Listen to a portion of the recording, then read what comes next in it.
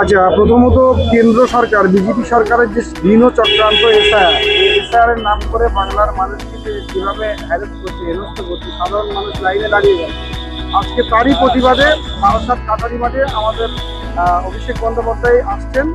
তো সেই জন্য আপনারা যে আসছেন, আপনাদের মূল উদ্দেশ্যটা কি? অভিষেক বন্দ্যোপাধ্যায়কে দেখা না বার্তা নেওয়া? না, আমাদের অভিযোগ দেখার কোনো নেই। আমরা তো জানি, আমরা এসছি কেন্দ্র সরকারের যে চক্রান্ত চালাচ্ছে, এটা আমরা বানচাল করে দেবো।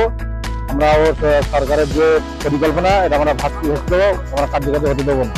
এই যে মানুষের যে হ্যারাসমেন্ট করছে, বিশেষ করে হ্যারাসমেন্ট এসআইআর ব্যাপারে হ্যারাসমেন্ট করছে সরকারের চক্রান্ত করে বিজেপি সরকার, এটা আমরা হতে দেবো না। আমরা এই মুহূর্তে এসেছি তৃণমূল সরকার এবং অভিষেক বন্দ্যোপাধ্যায় মমতা সরকারের হাতকে শক্ত করার জন্য আমরা এখানে এসেছি। আচ্ছা, আপনি কোন বিধানসভা থেকে? আমরা হাড়োয়া বিধানসভা থেকে এসেছি, গোপালপুর 1 নম্বর অঞ্চল, ব্লক? ব্লক হাড়োয়া। আপনার নাম ও পরিচয়? আমার নাম শহীদুল মন্ডল, পরিচয় গোপালপুর 1 নম্বর অঞ্চল।